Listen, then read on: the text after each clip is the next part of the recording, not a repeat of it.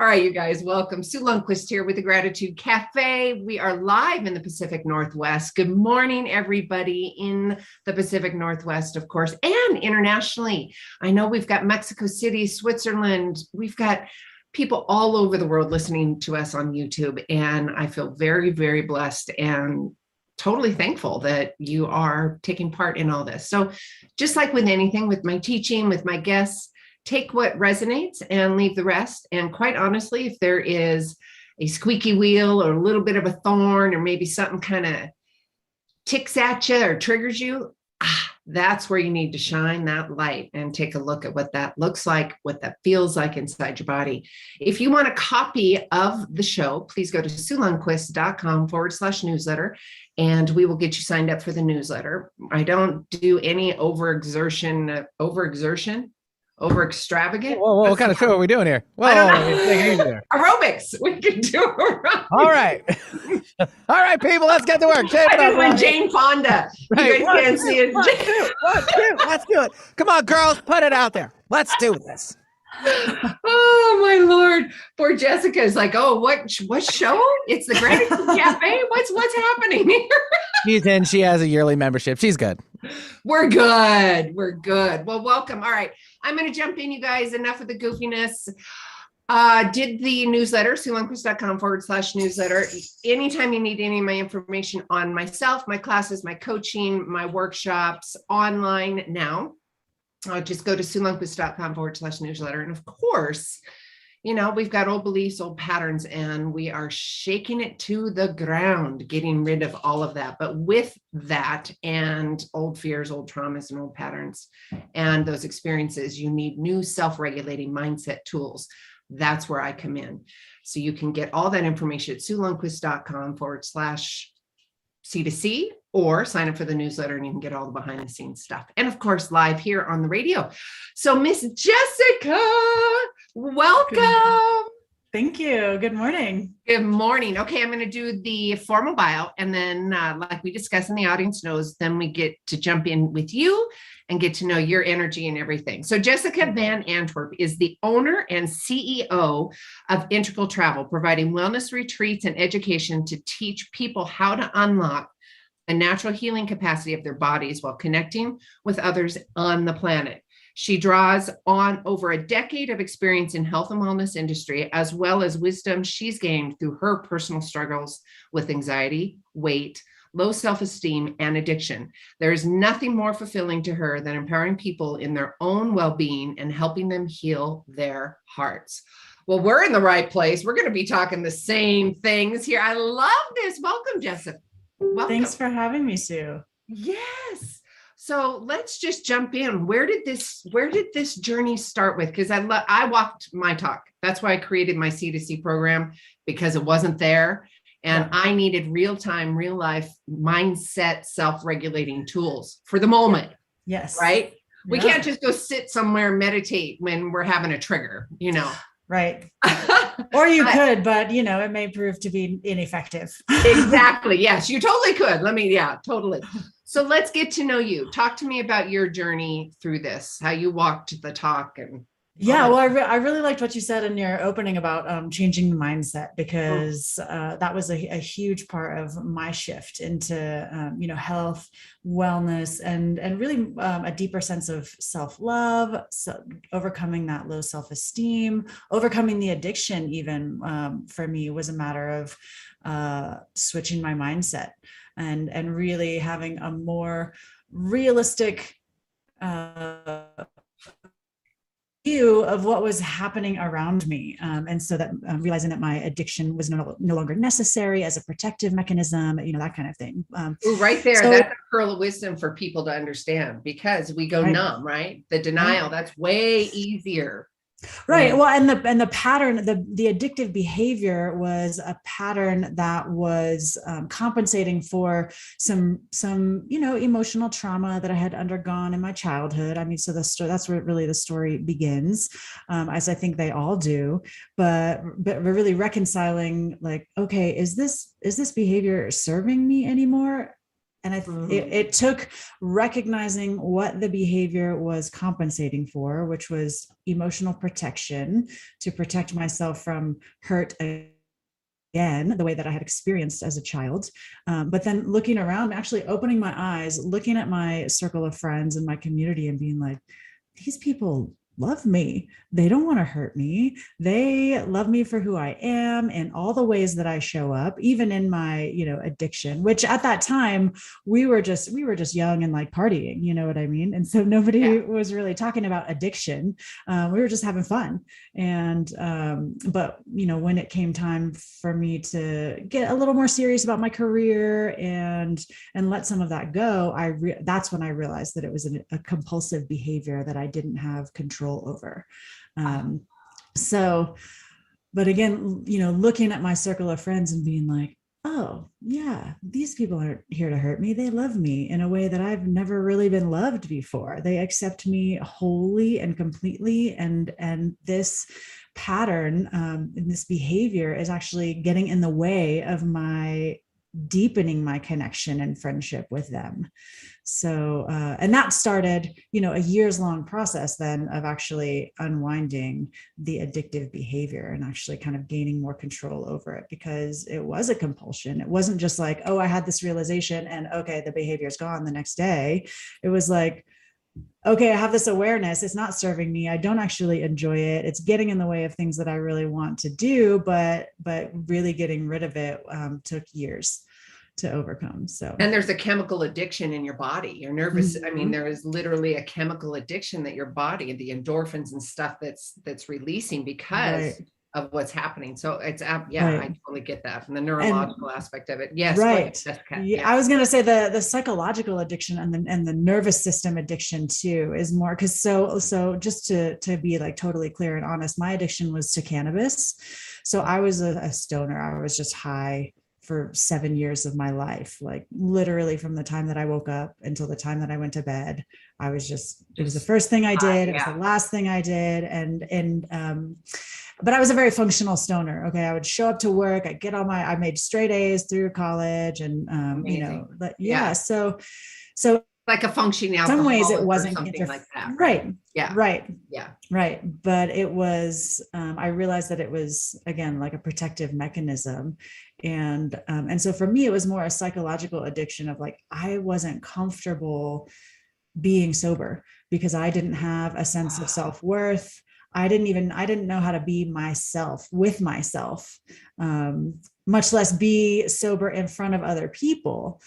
So that was the behavior and that psychological addiction that was coming into play. So in addition to the realization that, oh, this behavior has control over me, and I needed to shift my relationship to myself, shift the mindset, like we were talking about, and really understand that, okay, not only did these people love me, they're showing me how to love myself in a way that I've never experienced before. Wow. So, there's a lot of bravery and a lot of fear mixed in with all of that too, because, I'm a stoner. That's my label. That's my role. That's what I've been doing. What am I going to be if I'm not that? And the people around me, how are they going to react? And how am I going to show up and react? There's this whole dance, right? Yes. Yeah.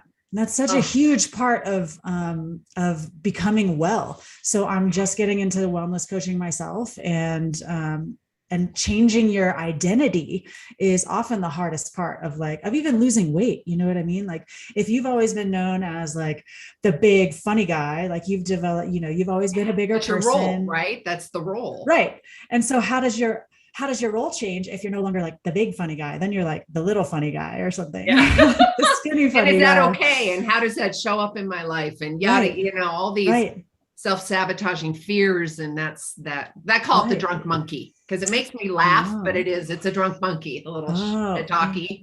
Yes. Yeah, exactly. It's also like this mini death, you know what I mean? Yes. So there's so much fear around letting go of that person that you were, that you have been, and stepping into the unknown of like, well, if I don't have this identity, then like you said, who am I going to be? What's going to happen? Am I going to be okay? Yeah. Because you have to shed those layers layers of that person that you were. It's like a rite of passage, you know, Oh my God. which we lack in our modern culture. You know, we don't really have those rites of passage that really signify and help you step into a new version of yourself, you know. And Jessica, what a timely conversation because of all the hoopla Yes. that's happening in the world. And there's a lot of redesigning, reclaiming, recreating of lives, lifestyles, my buzzwords, you know. I've talked to clients, coaches, people in my industry like yourself, you know, there's so many people riddled with fear and doubt and spinning out like, I don't know what to do. And I'm like, you know what, lovely ones, this is perfect. Yeah. Clean slate, let's rock this. And they're like, what? Right. What? I have just lost all my shiitake, my emotions, my home, because I can't swear on radio. So that's, that's the word I put on there. Now, are you kidding? Really? And I'm like, yeah, this is perfect. Let's reclaim and recreate that. Yeah. And given the opportunity to ask yourself, what do I want to create? Because with that clean slate, anything is possible. What kind of life do you want to live? And when have we ever been asked that question? Well, maybe when I was in elementary, when I had a pen to paper and the teacher was like, what would you like to create, little Sue? Or like, they probably didn't use that language, but like, what do you want to be? What do you want to be when you grow up? You know what I mean? Right. And it's like, and then at that time, there's, you know, the sky's the limit. You get to choose whatever. So like, I want to be an astronaut, or I want to be a teacher, or I want to be the president of the United States. Then life hits you. Boom, right. Boom, boom, boom, boom. And what they don't tell you is A, how much work it's going to be to get there. And B, that by choosing that one thing, you eliminate all the other possibilities. You know, you choose that one thing and you move towards it, and you can't be both the president of the United States and an astronaut. Although maybe with the current, you know, commercial space travel that's happening, like maybe. Yes, I love it. Civilian astronauts, you know. Choosing and pursuing that one thing eliminates all the other. Closes the door. I'm hung up on that, Jessica. Let's have that conversation, because if I'm questioning it, somebody else is. And maybe it's just because maybe it's the Aryan in me, the explorer, the creator in me. I'm a manifesting generator. I create. And I inspire and I take action. If somebody said, you got one box, sister, that's it, it would kill me. Right. I know. Maybe that's hard. What you're saying, you know, maybe, you know. Go ahead, love. Let's talk about like something maybe a little more tangible, like in terms of like learning an instrument. Okay. And maybe you're a savant and you can learn all the instruments all at the same time. But to really get good, so say you wanna learn piano, and you want to learn how to play the flute and the violin and the guitar, you know. How are you going to do that? Like, to learn them all at the same time requires, I mean, maybe if you start as a child, but to even get good, like semi-good at playing the piano takes years, you know, learning how to read music, learning how to, so like choosing one sport, choosing one instrument, choosing a language, or, you know, and again, maybe you're gifted and you can, you know, you just have like the language gift and you speak like 8 languages and it's really easy for you. And I wish I had that gift. Tell me your secret. Yes, me too. But so yeah, that's like the more tangible, I think, example of that, where when you choose what you want to be, or what you know as a career, then you're not closing the door on everything else. Like there's a lot of complementary things that you can do. Right. But like I'm in the health and wellness industry, and I love teaching people how to heal themselves, and really opening people's eyes as to the healing capacity that their bodies naturally have. Like we don't need medicines. We don't need pharmaceuticals, but I love film, and I could have seen myself in another life as a filmmaker. And maybe in my future, I will also be a filmmaker, but I'm also I'm really fascinated by, start doing that. Create it. but then, focusing on that means maybe less time for clients and less time for, retreat building and that kind of thing. But I could also, I'm fascinated by physics and how, especially how physics is like kind of bridging the gap back to spirituality. It's bringing science, it's connecting science back to spirituality, Yes. which is so fascinating to me. But I've never even taken a physics course. I've like read some books and done some self-study, and so I could kind of see myself being like a physicist too. But again, like pursuing that then eliminates time for clients or time to make a movie or, this and that and the other. So, maybe I should just clone myself. Cloning oneself, right? Yes. Yeah. Okay, Jessica, let's talk about the wellness. We talked about your journey to how you got here. And for those of you in the Pacific Northwest listening to us on the radio, you're missing out on a really cool backdrop on YouTube because it looks like a whole garden on her wall. It is beautiful. I love it. But please don't be doing that while you're driving. Stop and pull over and do that. But Jessica, walk me through a wellness retreat. Walk me through, where you get your juiciness from and helping your clients and what inspires you. Yeah, it's all, it's sort of built on itself. I guess I was an athlete growing up, so had a natural inclination towards using my body and staying fit and breathing hard and sweating. And that always felt really good to me, but I was always a team sport player.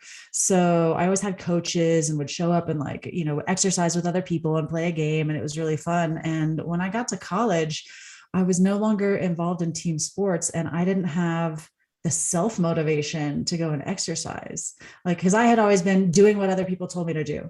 Right. Like the coach would show up and say, run 10 laps or do 10 push-ups or, do whatever we're going to do. And so I was like, okay. But then in the absence of this coach telling me, what to do with my body and how to exercise, I didn't have that. So I gained the freshman 30.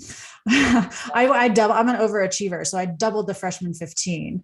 Oh, okay. Nice. And I was like, okay, I need to figure something out. I need to do something here. And I had never been inclined to run, but I started running because I was like, well, what else am I going to do? I can't go play volleyball by myself.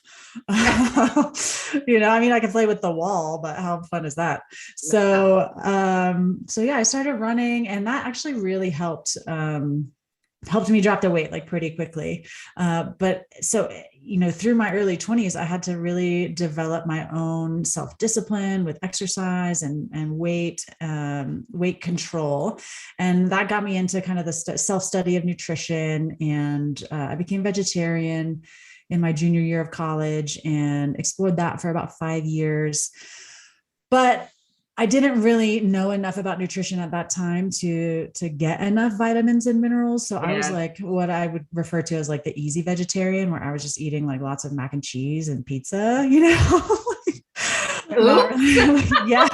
which didn't help with the weight issue. Not at all. Sort of filling a leaking bucket, or no, I didn't have the bucket wasn't leaking because I wasn't burning the calories. So I was just filling the bucket and it's not overflowing, Oh. But that, and so I became nutritionally deficient and I was already anemic, just as kind of a natural thing in my life. And I actually, I passed out in public twice from anemia. One was in a yoga class, and that was very embarrassing. Just from mountain pose where you're just standing, with your arms straight up, just crumpled to the ground. And, wow. Everybody in the class turned around. It was this big spectacle.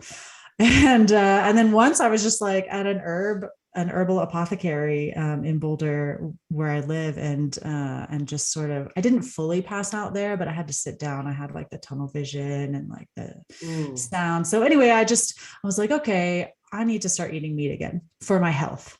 So, vegetarianism is great for some people, not great for other people. Yeah. So I would just say, follow what works for you and don't, listen to, you should do this, you should do that. This is better. Listen to your own body, your own guidance. Right. Yeah. Yeah. So, but that really kind of got me more into the study of nutrition. I got a degree in philosophy in college, which was a fascinating education, and really taught me how to think critically. So that's the skill that I've taken from that degree into the rest of my life, because that's, one thing that's really missing in our education system is people tell you what to think all the time, and it's very didactic, like this is this and this is this, and and then it's very box. I don't fit in that box either. Right. And the tests are all regurgitative. Like, what did this guy say? What did that guy say? And it's not about, making connections between different disciplines and really thinking for yourself. So philosophy was an amazing field of study to help me learn how to do that. And, but after that, there's nothing you can really do in terms of the professional life with a philosophy degree. You don't go like get a job at a corporation and be like, I'm in your think tank, Yeah. Although there probably are some, the Amazons or the Googles of the world need the think tanks, right? But right. Or there's those people who like position themselves as like futurists or whatever. I'm like, I could do that. Well, that's a different story. Well, right. I'm curious what a futurist is. So it's like a sci-fi thinker, someone who thinks about what the future will be like based on, the trajectory that we're going on right now, which is like, gotcha. Sounds really cool. Like, again, I want to do that. Juicy stuff, right? Yeah. Yeah. I know. Bring it back.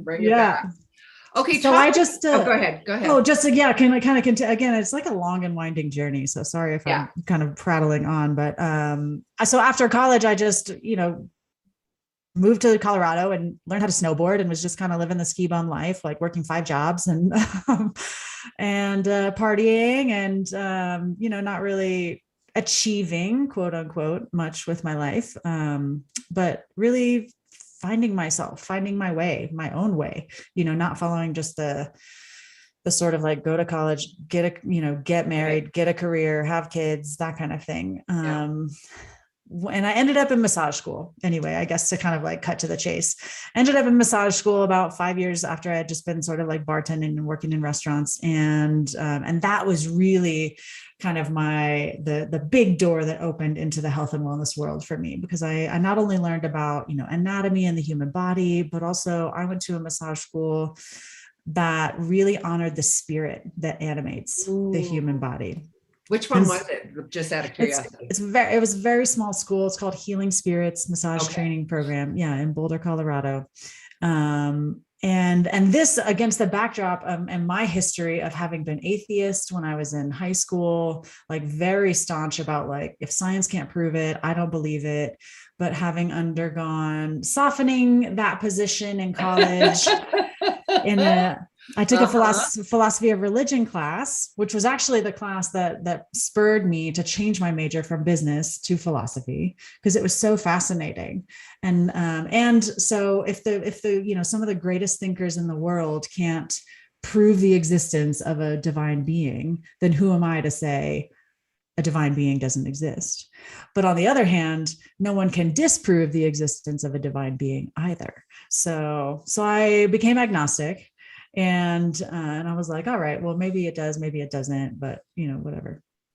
And that's a whole nother conversation, because I live in the spirit realm. I do now. Yeah. Because then I had a spiritual awakening, which is actually what brought me to Colorado. And it was just this like I was having a road trip. I got a summer job in Yellowstone after my junior year. So I was driving from Texas, where I'm from, up through New Mexico and Colorado and up to Wyoming. And I was north of Denver on I-25, and it was raining. And so there's like gray clouds just hanging super low and raining. And I'm looking at the highway, going 70. And if you've ever driven I-25 through Denver, it's harrowing. It's like really windy, and the lanes are super narrow. So it's very stressful. So I'm like, but over to the west, you could see the break of the cloud, the end of the clouds, and beyond it, the Continental Divide and the sun shining on these snow-capped mountains. And I had never seen anything like that. And so I'm like, driving on the road, like trying to keep my eyes on the road, but like looking over, like wanting to stare at the mountains. And all of a sudden I looked back to the road, and these low hanging clouds, they broke into this just vertical column that went straight up. And like the sun was shining in, and the clouds were these like teal colors. And it was like those moments in the movies where you hear angels singing. Oh. Yes. And I was just overcome by this sensation, this full body sensation. And I started crying. And in that moment, I just knew there was something greater. And ever since then, I've sort of devoted my life to exploring that. Like, what is this thing? The awakening and the surrender and the opening of the heart all in one, right? Yeah. Yeah. And so that's what brought me to Colorado. I mean, I had that experience here in Colorado, and that was sort of like my guiding light post Yellowstone and post graduation from college. And it sort of has existed as a backdrop to everything else that I've been doing until, you know, the last 10 years after massage school, and then really incorporating it into who I am and what I do.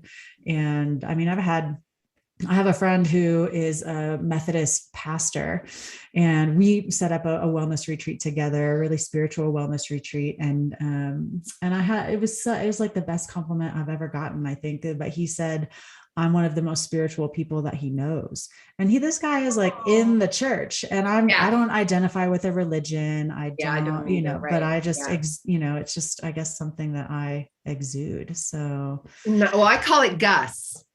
God, G-A-U-D, G-A-W-D. W-D. Yeah, W-D, like God. Right. God, right. And you, it's God, universe, source, spirit.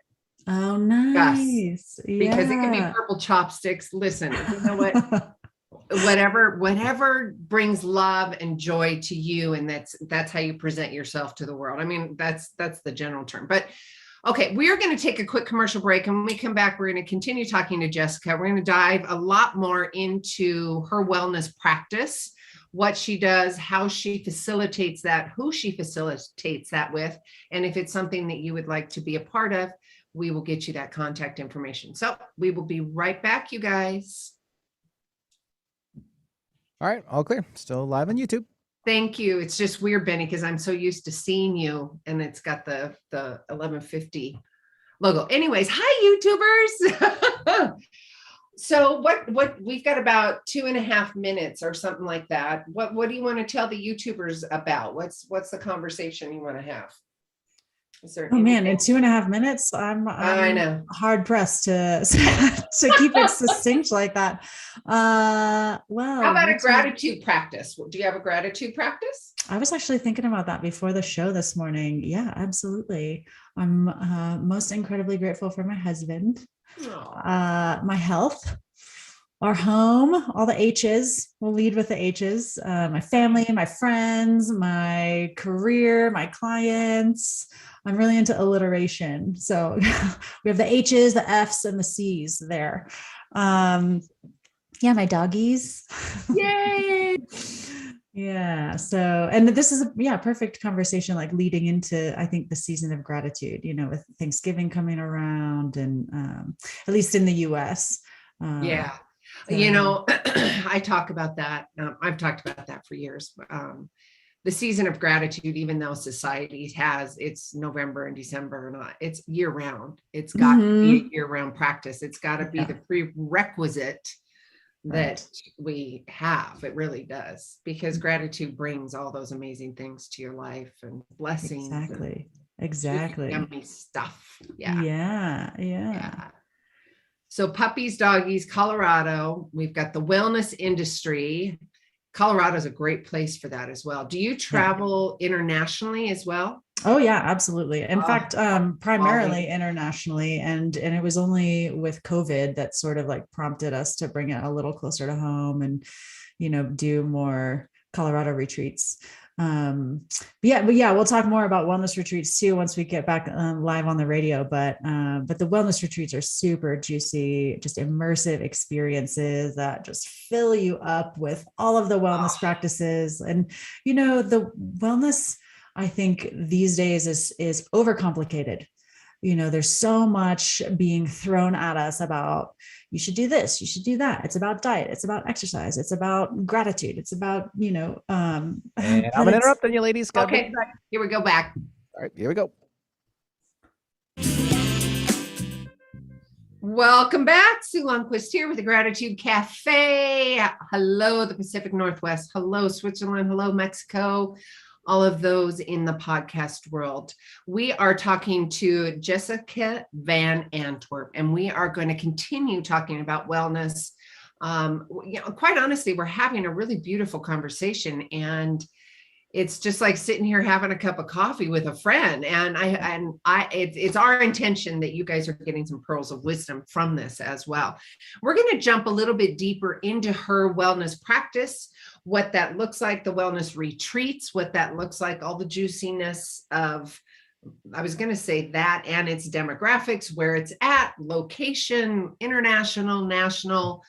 Walk me through your wellness retreats too. Yeah, the wellness retreats are a culmination of, everything that I've learned about wellness over the last, my lifetime, really. Yeah.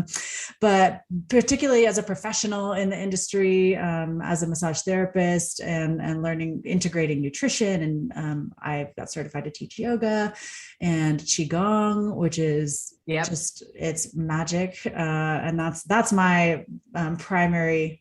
Well, I wouldn't say primary, but it is, I think, the foundation of my wellness practice is Qigong and exchanging energy with the universe. So for those of you who aren't familiar with Qigong, you might be more familiar with Tai Chi, which is a type of Qigong. So just like there are a bunch of different types of yoga, there are a bunch of different types of Qigong. And I practice a spiritual style of Qigong called Shengzhen, and it's the Qigong of unconditional love. So it's all about opening the heart, healing the heart. But we were just talking on the commercial break about, how complicated, overly complicated wellness is, I think, in the vernacular, just in the field, and all of these shoulds. And there's lots of focus on diet and nutrition, which are definitely, foundational aspects of physical health and wellness. But as we've talked about, the mindset, the emotions, and even the spirituality, those are all key components of a true, well-rounded wellness lifestyle as well. Holistic, right? Right. So it's a balance. You can't have one without the other, really. Right. I mean, you can, but it's imbalance. Right. So our wellness retreats incorporate all of those aspects of physical wellness, emotional, mental, and spiritual. We incorporate yoga practices that are not super complicated. Like anyone who, whether you have experience or not, can participate in these yoga classes. Non-intimidating. Right. Exactly. And I always find it funny when people are like, oh, I can't do yoga, but that's counter to the whole idea of yoga, of like leaving your ego at the door and just showing up as you are, how you are, Yeah. But they just don't know what they don't know until they right. Until they try. Yeah. So again, a whole other can of worms, but so we do some gentle stretch. Let's just call it gentle stretching, with breath, and maybe that'll be less intimidating. But always a practice of Shengzhen, which is my love. That's opening the heart. But even like simple things like touch. So incorporating massage and other treatments into the wellness retreats, because touch in itself is being increasingly studied to release dopamine into your system, and serotonin and oxytocin and all those good like happiness and bonding hormones, shown to decrease blood pressure, reduce respiration rate, and just really like relieve stress even from your mind, in addition to from your body. So incorporating touch, we always incorporate some time in nature, because nature is also being increasingly studied to have those similar effects of increasing oxytocin, all those good hormones. It's also being studied to increase your T cell count, so your immune function. And so there's a study that has measured the T cell count in people who took a 2-day vacation into nature versus 2-day vacation into a city.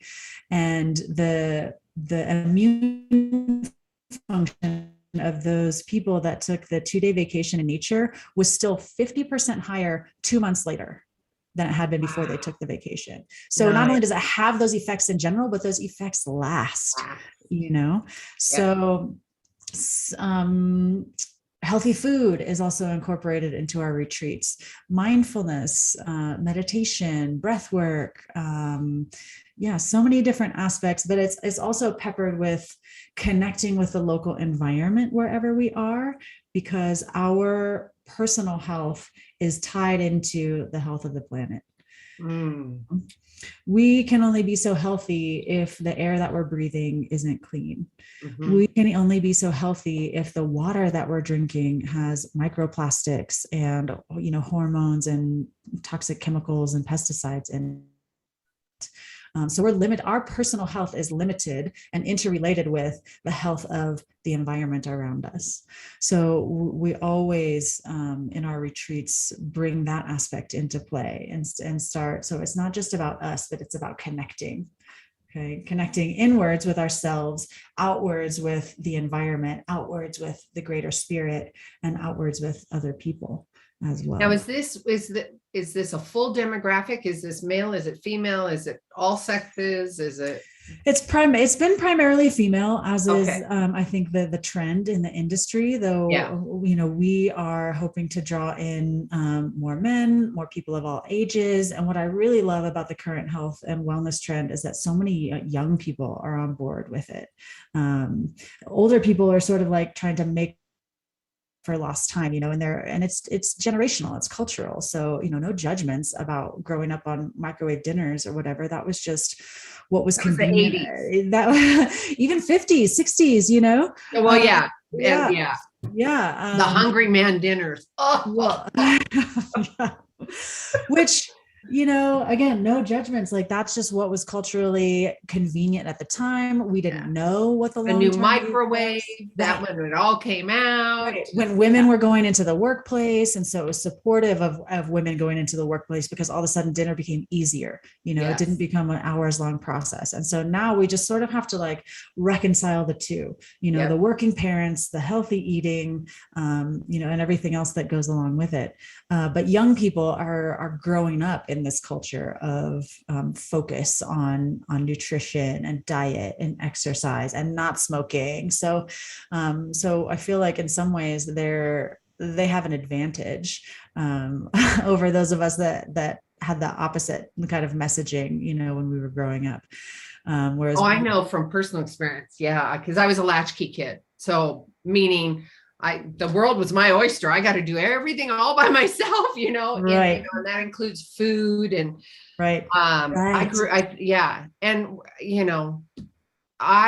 knew when I've got 3 daughters, they're all 3 grown daughters.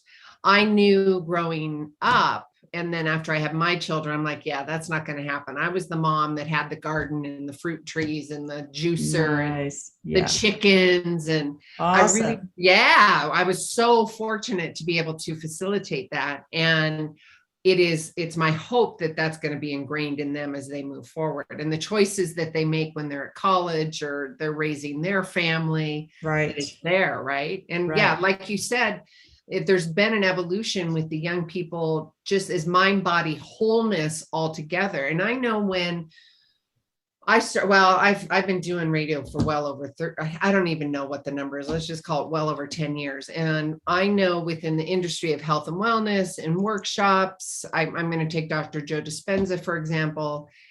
I remember going to a couple of his events, 13 years ago, and there was maybe one man there, and it was only because his wife said, you got to go. Right. And over the last few years, it's over 60% of men. And I absolutely love that. Amazing. I want to invite men onto my radio show. I want that demographic on here. So men can show up for men and not have that ego battle thing. I know we kind of went on a different tangent, but we can to bring it back. Exactly.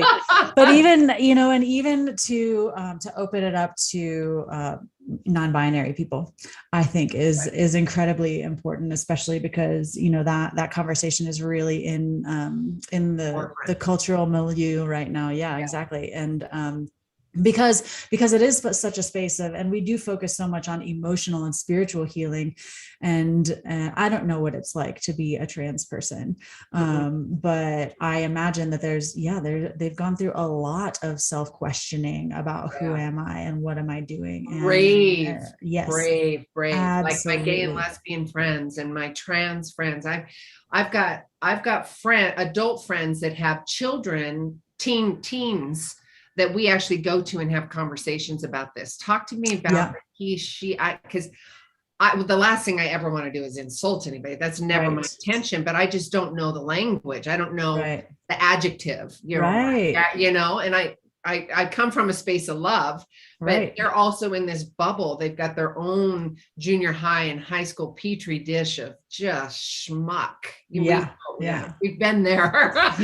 Yeah. And it's an interesting conversation for sure. And it's a new one. I encourage it for sure. Yeah, absolutely. And so we're open to, trans people and not, all the LGBTQIA plus, all of it. We're open to all of it, and would love to see, more people, just all the people, all the ages, all the races, the world of color, all the genders, the world of color. Yeah, exactly. So so that's the demographic has been historically primarily female with increasing male attendance, and we would love to draw in a greater cross section of society.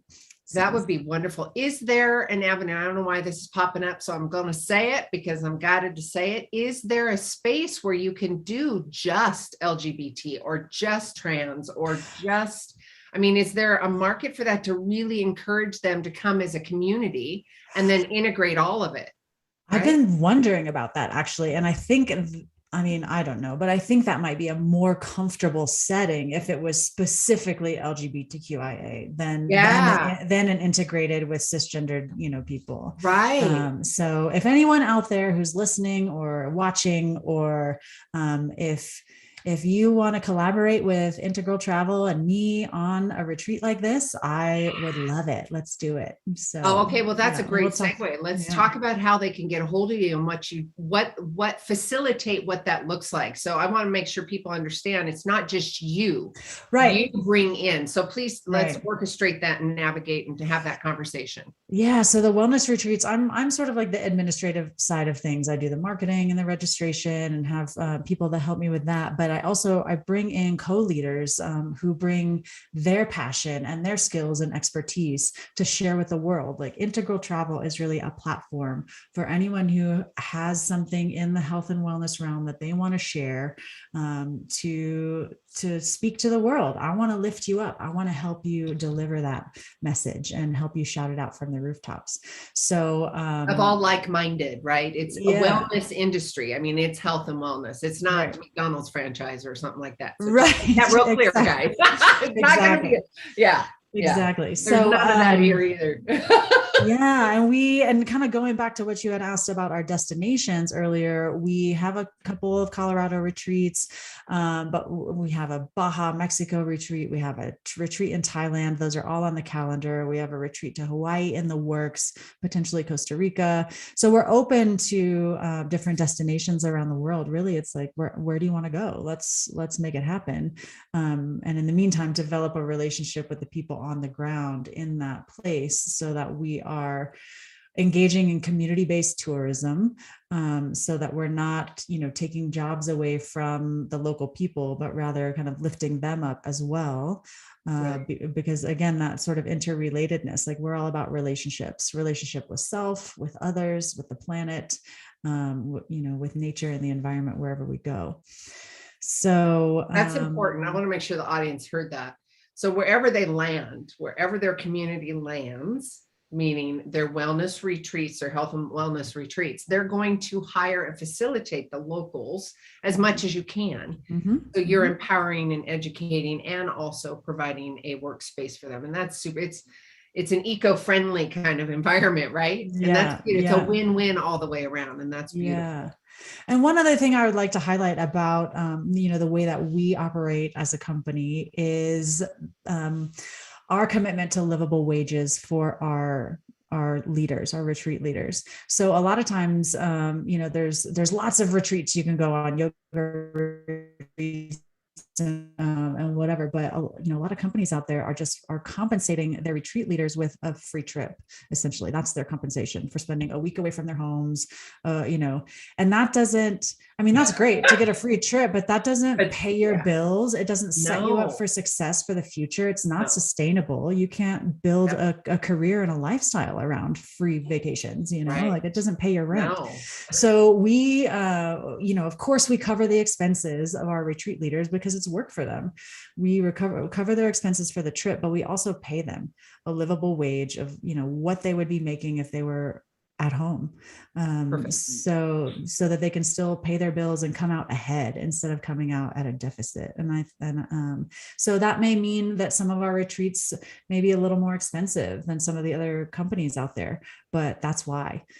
Is that we're really compensating our retreat leaders in a fair way. And that's important. Sustainability for all of us, for sure. Absolutely. Yeah. I don't do any retreats unless I'm paid. You have to. Right. You absolutely have to. Yeah. Right. Because you're missing out on the income that you could be making at home, Right. Yeah. So, yeah. And it's an aspect of, my own self-sustaining support. And, it's whether it's doing a wellness program or a wellness retreat or a public speaking. Well, we'll give you a free XYZ. I'm like, no, love ya. Love what you're doing, but that's not loving me. Right. Right. Yeah. Exactly. Yeah. And it's a boundary. And and I'm that loving, nurturer, recovering people pleaser. And there's an aspect of me that goes, and even saying no to things I really want to do, but I'm not being paid to do it. And that stings, but you got to stand up for yourself. That's a whole nother conversation, Jessica. Again, I know.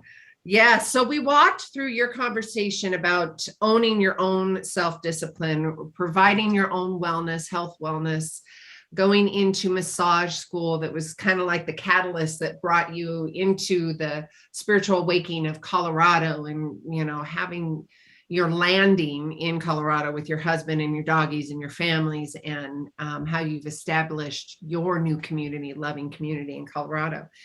Guys, I want to remind everybody how to get a hold of her. Now, do you want me to email? What would you like me to give the audience? If you want to email me, I would love to have a conversation with you. Okay, let's do that. And I'm going to spell it out, you guys. It's Jessica, and it's JESSICA at Integral Travel. And I'm going to spell that INTEGRALTRAVEL.com. And if you guys are driving, of course, I'm going to have all this stuff on social media. The team's got all that handled. I don't want you guys to be driving and pulling over and doing all that. But if you guys are on YouTube, that's where you got to go. We've got a couple more minutes, like maybe 7 minutes. Is there something that you would like to just noodle on with me and the audience? Do you have a pearl of wisdom that you can share with all of us? Yes. And I just want to also give another way of staying in contact is to just go to the website, integraltravel.com. Perfect. INTEGRALTRAVEL. And you'll have an opportunity to sign up for the email list. And that's the best way to kind of stay up to date on all the stuff that we're doing, short of, I know people that might want to stay in touch, but might feel intimidated about reaching out directly, or might not know what to say or whatever. So just go peruse the website, follow us on Facebook, find us on Instagram. So that, we're all over the interwebs. And how sexy and juicy is that? Let's go to Costa Rica and have a wellness retreat and change people's lives. Come on. Right. Gee, don't. Yeah, exactly. Like, sure, I'll go on vacation and feel amazing when I return. Let's go be of service and help people heal. Yeah. So I guess to kind of close, the pearl of wisdom that I would love to share with anyone who's watching or listening is how powerful you are, how much power you have in healing your mind, your body, your heart, your spirit, and it's a process. So be patient with yourselves as you're undertaking, various steps in that process. But what awaits you on the other side is worth any trouble and any pain and any, confusion and shadow stuff that you have to confront that's uncomfortable and may make you kind of cringe and be ashamed. Go through that, do the work, because what's on the other side is better than you can possibly imagine. It's worth it. It is. It's like running through that rainstorm. You're going to get wet and you're going to have a bad hair day. Yeah. And that's okay. Yeah. We're going to love you through it. Keep going. That's it. And keep that mindset changing, keep evolving, keep going. Yeah. We've got about 3-4 more minutes. Yeah. I mean, because we have been there. It's like, I think sometimes we fall into the mindset of, and I did this when I was getting into yoga and I, revering the teacher and being like, oh, they're special. They have something that I don't have. And it's like, no, they just did the work. You know what I mean? And they went through. All are special. We all have that. We all have our shadow sides. We all have the stuff that we're ashamed about. We, the things but we're that not I've already that talked about. We're not carrying it. We're not carrying it, but what we're doing is learning from it and then using our experience and having healed those things, like me and my addiction story, like using my experience with drugs and alcohol to come out on the other side a better person, and then use my experience to help other people and inspire other people and say, you can do it too.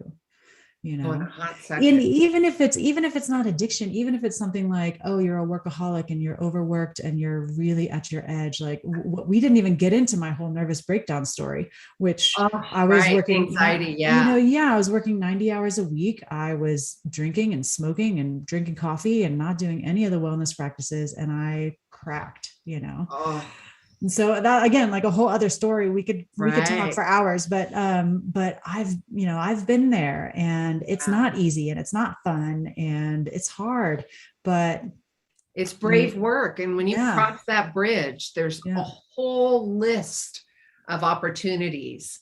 There's self-love, self-confidence. There's just the list goes on. You've just got to trust in the process. Right. And also to say, and also to say, it's not a journey that has an end. Like I still have my rough days where I feel, like, like self-regulating tools. That's why I created it. Yeah, of course. Exactly. It's a daily practice, right? Ongoing process. Daily practice. Yeah.